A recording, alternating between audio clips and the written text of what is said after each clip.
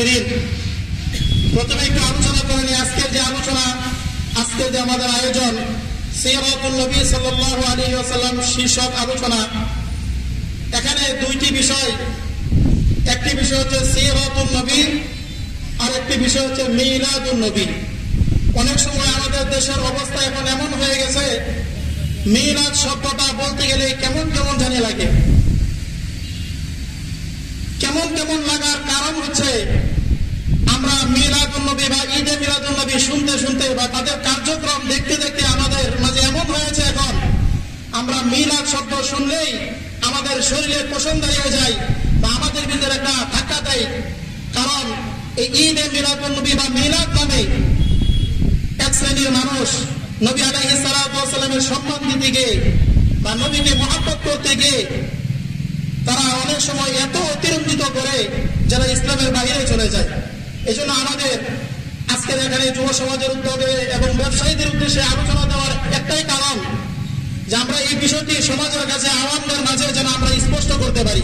বড় আলোচনা করবেন। তো এখানে মিলাদুন নবী, মিলাদ শব্দটি হচ্ছে আরবি একটি শব্দ। মিলাদুন অর্থ হলো জন্ম, আর নবী অর্থ হলো নবী। মিলাদুন নবীর অর্থ দাঁড়ালো নবী করিম সাল্লাল্লাহু আলাইহি ওয়াসাল্লামের জন্ম। পক্ষান্তরে সিরাতুন নবী, নবী করিম সাল্লাল্লাহু আলাইহি ওয়াসাল্লামের জীবন আদর্শকে বলা হয় সিরাতুন নবী।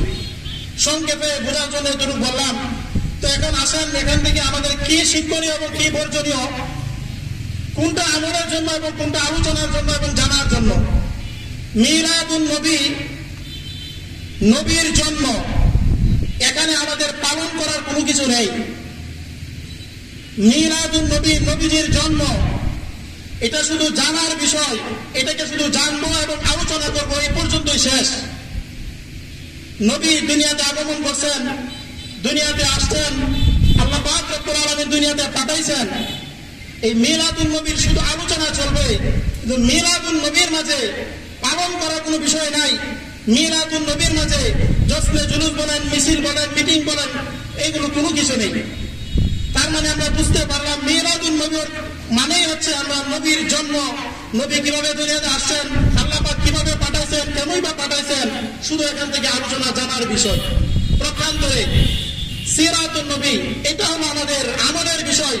নবী করিম সাল্লাল্লাহু আলাইহি ওয়াসাল্লামের পুরো জিন্দেগি, বিশেষ করে নবুয়তের পর থেকে নিয়ে মৃত্যু আগ পর্যন্ত নবী আলাইহিস সালাতু ওয়াস সালাম যে সকল কাজ করে গেছেন, যে সকল কাজের আদেশ করে গেছেন, নিষেধ করেছেন, এই সবগুলোকে মানা নবীর পূর্ণ এই জিন্দেগির, হায়াতে জিন্দেগিটাকে বলা হয় সিরাতুন নবী। এটা হচ্ছে আমাদের আলোচনার বিষয় এবং আমলের বিষয়, জানার বিষয়, মানার বিষয়। ঠিক কিনা? ঠিক। মুহতারাম মুআজ্জাজ হাজিরিন, এই দুইটা বিষয় স্পষ্ট করার পরে তার আমরা জানতে পারলাম মিলাদ এবং সিরাতের মাঝে পার্থক্য কি। অনেকে এই বিষয়টা বুঝতে চায় না যে মিলাদ এবং সিরাত বিষয় দুইটা বুঝতে চায় না, অথচ এই দুই বিষয়ের মধ্যে অনেক ব্যবধান।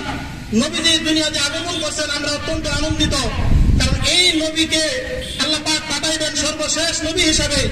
এটার সিদ্ধান্ত আল্লাহ পাক আরো বহুত আগে করে রেখেছেন, নবী দুনিয়াতে আসবেন। তো এখানে আমাদের আনন্দ মিছিল করা বা আমাদের সমাজে যে সকল বেদাতি কর্মকাণ্ড হয়ে থাকে, এইগুলো কোনো কিছু করার নেই। নবী দুনিয়াতে আসছেন যেই দিনে, যে তারিখে, যেই মাসে, আবার ওই মাসে চলেও গিয়েছেন।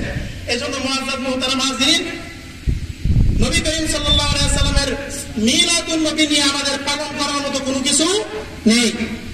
তাহলে পালন করা কি?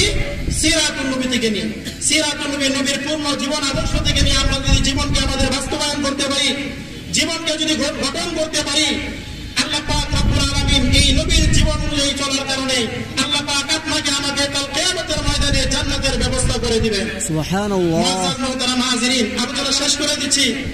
তো আমি যে আয়াতটি তেলাওয়াত করেছি, আল্লাহ পাক রব্বুল আলামিন নবীজিকে কেন পাঠাইলেন, দুনিয়াতে কি জন্য পাঠাইলেন, আল্লাহ পাক সূরাতুল আম্বিয়া 107 নং আয়াতে বলেন, ওয়া মা আরসালনাকা ইল্লা রাহমাতাল লিল আলামিন।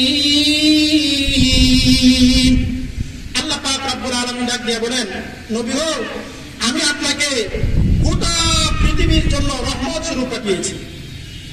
দেখেন, ভালো করে বুঝবেন, আল্লাহ পাকের ভাষ্যটা কি? নবীকে বলতেছেন, নবী আমি আপনাকে গোটা পৃথিবীর জন্য রহমত স্বরূপ প্রেরণ করেছি। এখন প্রশ্ন হলো যে আল্লাহ পাক রব্বুল আলামিন এই নবীকে কি কাফেরদের জন্য কি রহমত স্বরূপ পাঠিয়েছেন? বেঈমান মুশরিকদের জন্য কি আল্লাহ তাআলা নবীকে রহমত স্বরূপ পাঠিয়েছেন?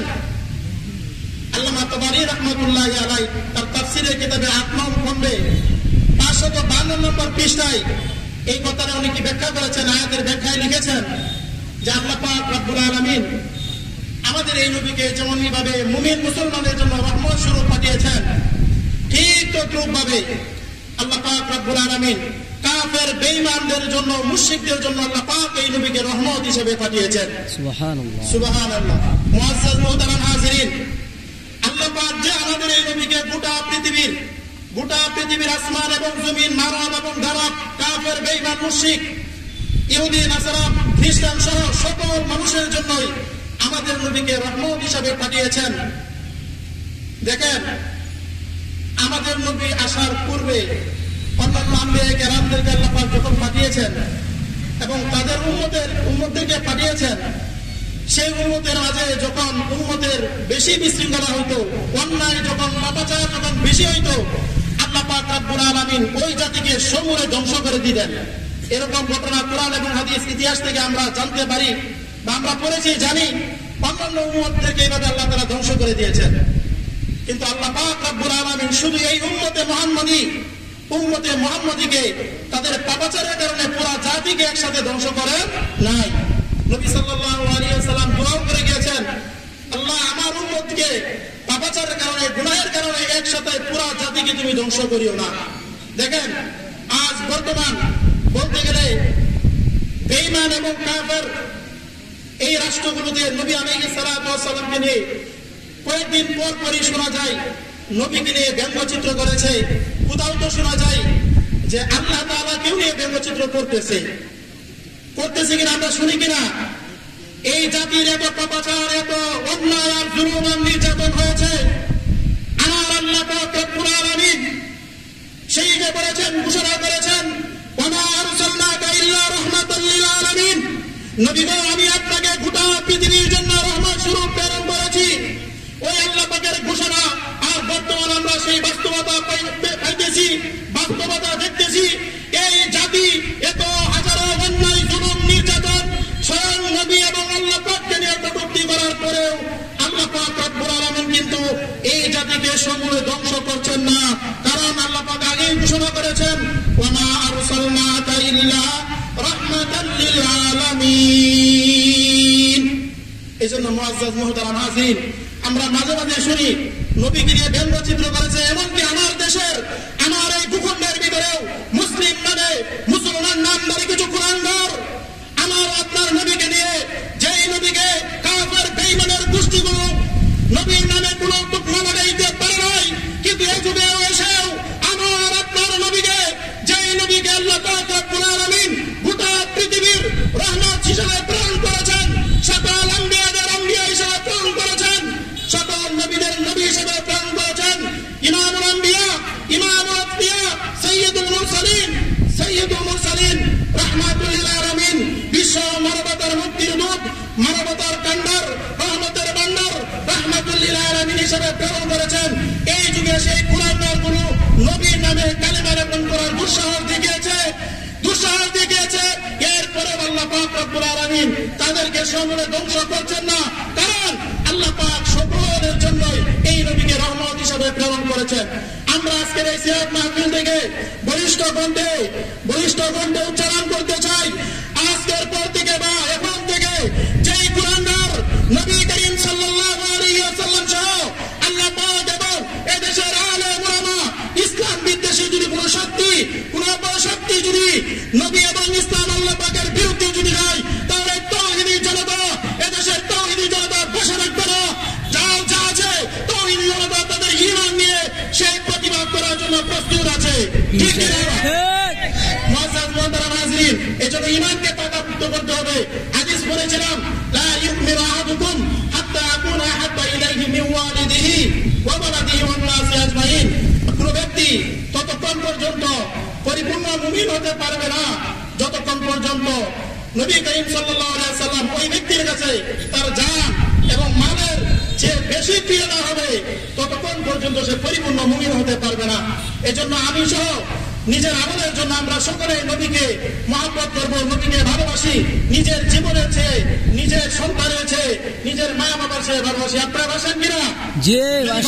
আমরা আল্লাহ পাক রব্বুল আলামিনের সেই নবীর পদাঙ্ক অনুসরণ করে, নবীর জীবনকে আমাদের জীবনে গড়ে, নবীর আদর্শ অনুযায়ী আমরা জীবনকে পরিচালনা করে আমরা যেন জান্নাত অর্জন করতে পারি। আল্লাহ পাক রব্বুল আলামিন আমাদের সকলকে আমল করার বোঝার তৌফিক দান করুন। সকলে বলে আমিন। ওয়া আখিরু দাওয়ানা আলহামদুলিল্লাহি রাব্বিল আলামিন। আসসালামু আলাইকুম।